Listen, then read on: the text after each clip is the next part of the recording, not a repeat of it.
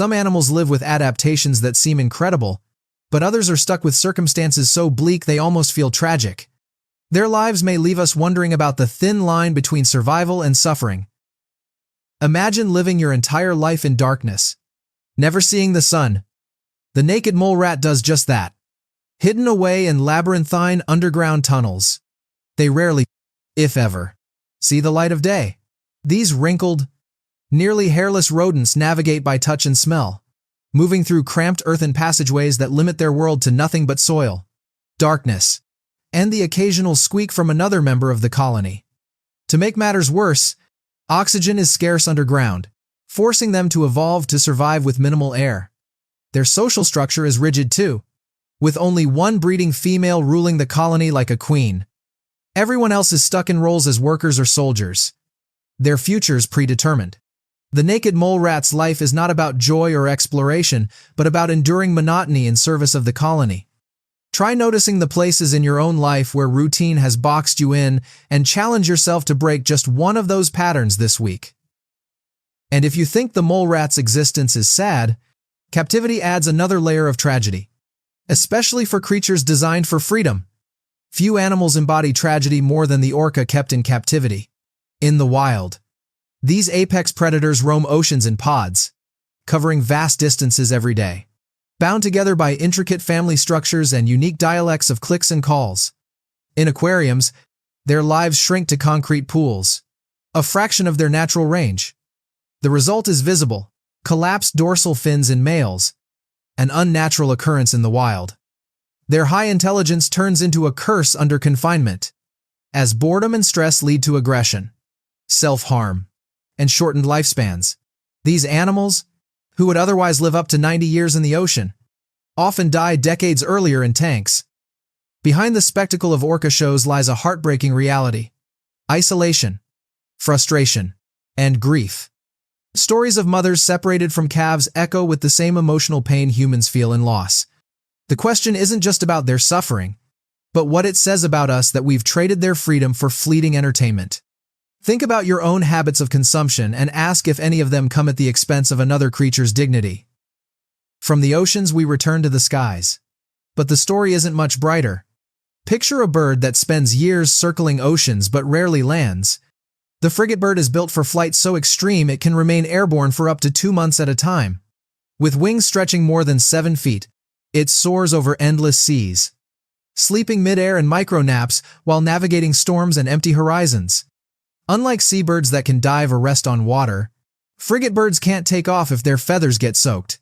So the ocean beneath them is both lifeline and death trap. This constant vigilance, never fully at rest, makes their lives an endless endurance test.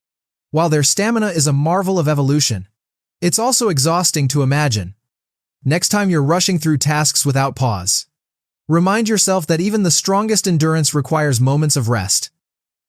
And if exhaustion feels bleak, imagine being designed for comfort yet forced into labor. The life of a dairy cow is often romanticized, with rolling green pastures and gentle grazing. But the reality is far harsher. In industrial farming, dairy cows live through relentless cycles of forced pregnancies to stimulate milk production.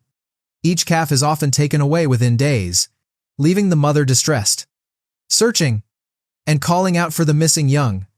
The milk, intended for their offspring, is redirected to human consumption. Physically, the toll is immense: swollen udders, infections, and bodies worn down by constant milking. Emotionally, if we grant that animals feel grief, and evidence suggests they do, the separation is perhaps the cruelest blow. And after just a few years of this, when their productivity declines, they are sent to slaughter, long before their natural lifespan would end. Their entire existence is shaped by extraction and exploitation. It's a life designed for output, not well-being. The uncomfortable truth is that this suffering is hidden in plain sight, embedded in something as ordinary as a carton of milk. Next time you shop, pause and ask if there's one small switch you could make to reduce hidden suffering in your diet. As harsh as that sounds, not all depressing animal lives are tied to humans. Some are simply trapped in their own evolutionary compromises. Imagine being trapped in a body that makes you an easy meal. That's the sloth. Its signature slowness, a survival tactic to conserve energy and avoid detection, also makes it laughably vulnerable. Moving at the pace of creeping vines, sloths are easy prey for jaguars, harpy eagles, and snakes. To make matters worse, their slow metabolisms mean wounds heal poorly, and their fur often becomes a habitat for parasites, algae, and insects. Even the act of defecating done only once a week requires them to climb down from trees, exposing them to predators in one of the most dangerous moments of their lives. They may look cute clinging to branches, but their lives are constant risk wrapped in molasses-like movement.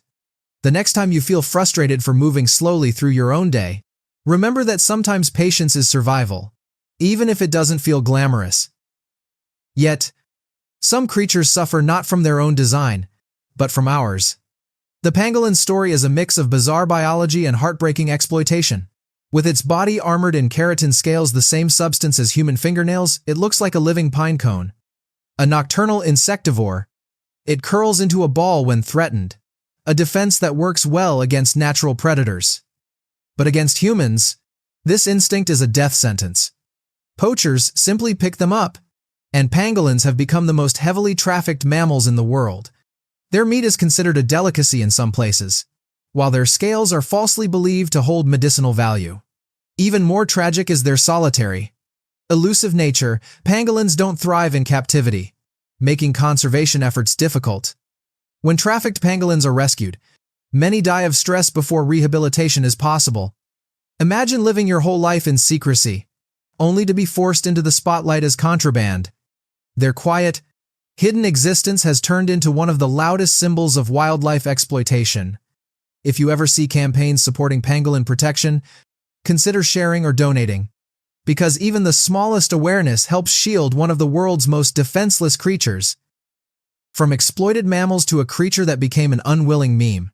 The next story is as strange as it is sad. A fish with a face permanently locked in sadness, that's the blobfish.